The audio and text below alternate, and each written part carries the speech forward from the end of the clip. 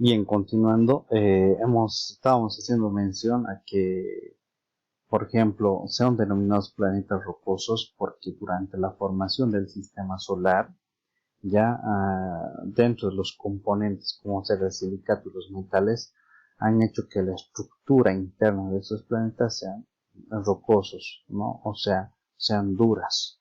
Y por esa razón son denominados como planetas rocosos. Ahora, dentro de los planetas gaseosos tenemos a Júpiter, ¿no? Que es el planeta más grande del sistema solar.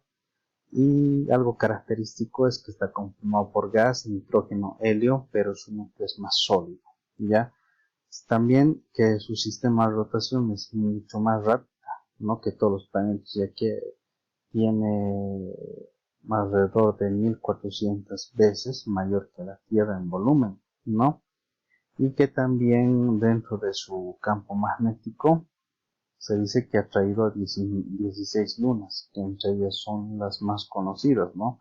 Como Ganímedes, Calisto, Lo y Europa. Y Saturno, que es el segundo planeta más grande del sistema solar, cuya característica importante es que tiene un anillo, ¿no? Que circunda este planeta. Se dice que algunos planetas, meteoritos han sido atrapados, ¿no? Y por producto de su gravedad entonces han sido destruidos. Es el único planeta que tiene una densidad menor que el agua y tiene 18 lunas conocidas, ¿no? Como característica. Y Urano es el séptimo planeta del Sol y el tercero más grande del sistema solar. La atmósfera está conformada por hidrógeno, metano y otros hidrocarburos. Su distancia al Sol es el doble, ¿no? que la de Saturno, que es tan lejos que desde Urano el Sol parece una estrella más, ¿no? Así, porque son planetas grandes, ¿no? Los planetas gaseosos. Su tonalidad verde se debe a que este gas metano, ¿no? Absorbe toda la luz del Sol, o sea, toda la luz roja y amarilla, y por esa razón tiene este reflejo, ¿no? Un reflejo azulado y tiene 11 anillos, ¿no? Que son distintos los de Júpiter y Saturno y son grandes rocas de hielo y tienen un color gris y tiene alrededor de 15 lunas. En cambio Neptuno, ¿no? En el interior prácticamente su estructura está fundida con agua, ¿no? Entonces uno se puede decir profesor, pero si es una roca fundida con agua, entonces debería existir vida, ¿no? Pero sin embargo hay que tomar en cuenta que si bien está fundida con agua, pero sin embargo en su exterior está llena de hidrógeno, es decir, que no existe, por ejemplo, una atmósfera, ¿ya? Y es por esa razón que se ve de este color azulado. Se dice que por el hecho de que este planeta se encuentra a 260 grados centígrados bajo cero, ¿no? Entonces se dice que aquí el agua misma o lo que caracteriza, ¿no? Eh, es como una especie de diamantes que se forman dentro de su estructura. A veces cuando llueve también dice que llueve diamantes, ¿no? Entonces es inhabitable evidentemente para nosotros y se caracteriza porque tiene 8 lunas. Ahora, dentro de nuestro sistema solar también tenemos que tomar en cuenta a los planetoides, que son cuerpos menores que orbitan alrededor del Sol, más pequeños que los planetas, pero más grandes que los meteoritos, ¿no? Que no son cometas. El planeta enano, según la Asamblea General de la Unión Astronómica, que se celebra en Praga cada 24 de agosto de 2006, se creó una nueva categoría llamada Plunotoide, ¿no? A los planetas enanos, ¿no? En la que se incluía Plutón. Entonces, pero hasta esa fecha, por ejemplo, Plutón seguía siendo parte de nuestro sistema solar, pero sin embargo, hace 5 años atrás, eh, haciendo los estudios necesarios, se ha considerado de que Plutón no tenía las condiciones necesarias para ser un planeta. Por esa razón, ya no es parte de nuestro sistema solar. Y también nuestro sistema solar está conformado por cometas, ¿no? Cuerpos luminosos, pequeños, formados por hielo y roca. que emiten gas y polvo, ¿no? Por efecto de la radiación solar.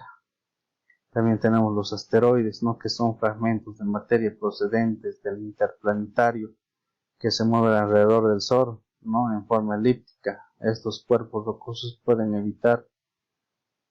derivar, perdón, de un asteroide, ¿no? Que prácticamente, a diferencia, por ejemplo, de los cometas, estos no van a contar, ¿no? Con helio ni algunos gases, sino simplemente van a estar conformados por roca sólida. En cambio, los asteroides son una serie de objetos rocosos o metálicos que orbitan alrededor del Sol y la mayoría en el cinturón principal, ¿no? del Sol.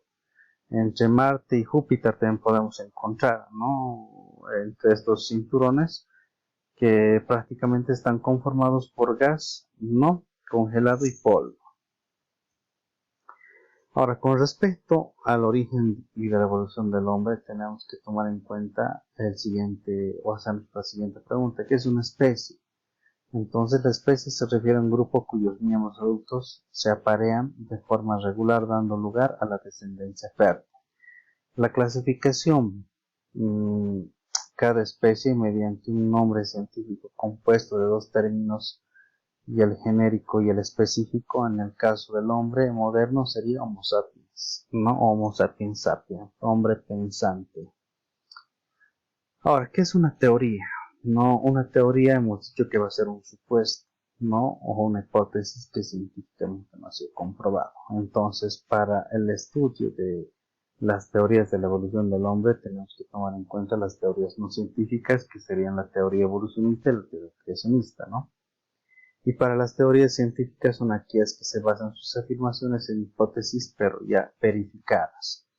Cuando hablamos de las teorías no científicas, por ejemplo, hacemos referencia a la teoría creacionista, que nos dice que el hombre prácticamente ha sido creado por una divinidad llamada Dios, ¿no? Creó al hombre, Adán y Eva, ¿no? Que se encontraban en el Edén. Posteriormente Eva comió el fruto, fue tentado por una serpiente, comió el fruto y posteriormente fueron expulsados a la tierra. Entonces, de esa manera nos hace mención, por ejemplo, la teoría creacionista, ¿no? Que Dios ha creado al hombre y posteriormente a la mujer, ¿no? Y la teoría, por ejemplo, evolucionista hace referencia a que nosotros hemos evolucionado de lo que es el simio, ¿no? Hasta llegar al Homo sapiens sapiens. Entonces, estas teorías científicas actualmente todavía siguen siendo estudiadas, ¿no? Que científicamente todavía no han sido comprobadas. Ahora, dentro de estas teorías evolucionistas tenemos que tomar en cuenta el transformismo, el anarquismo, darwinismo, mutacionismo y el neodarwinismo, ¿no? Y para eso, por ejemplo, vamos a estudiar ahora lo que es la evolución humana, tomando en cuenta, por ejemplo, la aparición del Homo sapiens sapiens, ¿no? Y de qué manera ha ido evolucionando, ¿no? Porque se dice que primero se han convertido en seres bípedos, es decir, caminaban de dos patas y han ido evolucionando, por ejemplo, las piezas dentales, la cara, y también ha existido un volumen, ¿no? En el cerebro, y han desarrollado lo que es el lenguaje articular, ¿no? Que vamos a ver. Se dice que el ser humano es un primate de los hombres y de los homos que prácticamente han aparecido hace más de 10 y 5 millones de años, ¿no? Y aquí tenemos, por ejemplo, el Plioceno y el Pleistoceno. En el Plioceno aparecen todos los uh, eh, antropomorfos, ¿no? O denominados también Australopithecus. Y dentro del Pleistoceno aparecen lo que son ya los Paranthropus, ¿no? El Homo erectus, Homo habilis, Homo sapiens sapiens, ¿no? Que vamos a ver a continuación. Ahora, dentro del denominativo simio o homínido, tenemos que tomar en cuenta, por ejemplo, a Sahelanthropus chadensis o Toumai, ya que es una especie de fósil o primate antropomorfo que se halló en Chad. ¿Dónde queda Chad? Queda en el África, ¿no? Y se data, dice, que hace unos 6 a 7 millones de años de antigüedad. El fósil muestra una combinación de rasgos primitivos y más avanzados, y mientras la bóveda craneana es similar a los de los simios, ¿ya? Los huecos de la cara son breves y los dientes, especialmente los caninos, son pequeños, ¿ya? Y apareció parecidos a los de los seres humanos. Además, el cráneo presenta una protuberancia a la altura de las cejas, como podemos ver acá, ¿no? En la imagen, que no se encuentran fuera del género humano. Entonces, este primer fósil, no se ha considerado, no que ha sido, por ejemplo, hallado como una especie humana, como un resto fósil humano, sino que es una especie que ha sido hallada, ya, por ejemplo, que se relaciona más que todo con un simio primitivo, ya que ha sido hallado en África, ¿no? Hace 6, desde 7 millones de años de antigüedad, que posiblemente ha sido proceso de nuestra evolución. Y posteriormente tenemos a los Australopithecus. ¿Qué significa Australopithecus o Australopithecinos? El término hace referencia al significado de simio, ¿no? Meridional, como referencia a Sudáfrica, ya donde se encontraron los primeros fósiles. También nos dice que se caracterizan por los dientes caninos, la bipedación es decir, que caminaban en dos patas, y un marcado dimorfismo sexual, ¿no? Es decir que, por ejemplo, ahí ya podíamos determinar, por ejemplo, entre hombres y mujeres, ¿no?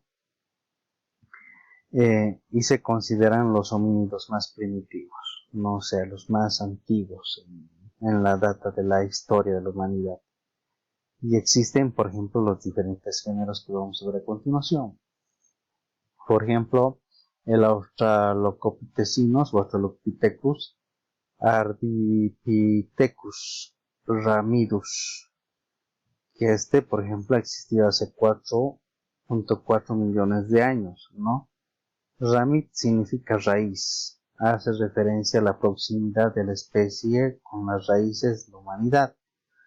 Muestra grandes similitudes a los del chimpancé, ¿no? Como podemos ver aquí en las características, ¿no? Una mandíbula estrecha y un cráneo también muy deforme, ¿no? Aunque tiene caninos más pequeños y adaptaciones a la bipedación, es decir, que Ramid caminaba de dos patas, ¿no? Al igual que los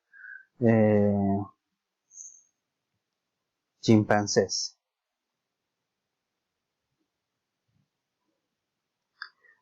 Luego tenemos el Australopithecus amanensis, que se ha desarrollado durante los años 4.2, 3.9 millones de años, ¿no? Se dice que el cráneo de esta especie es parecido al del simio, ¿no? Como podemos ver esta parte de acá. Pero su larga tibia ya indica que el caminar, todo el peso del cuerpo se apoyaba alternativamente en una de las extremidades inferiores, como es habitual en la bipedación, ¿no? Entonces ellos caminaban, por ejemplo, como los chimpancés, no, por ejemplo, todo el peso lo realizaban, por ejemplo, hacia adelante, ¿no? Y su mandíbula también era bastante pronunciada, ¿no? Con relación, por ejemplo, a los de nuestras características, por ejemplo, humanas. Y el Australopithecus afarensis, ¿no? Que se ha desarrollado entre los años 3.9 a 2.9 millones de años, ¿no? En el cual una de las características dice que su rostro era ancho y aplanado y vertical, y uno de sus brazos eran más largos y potentes que la mayoría de las especies de homínidos posteriores. Esta especie especialmente estaba adaptada para trepar los árboles, No, por esa razón ha ido evolucionando.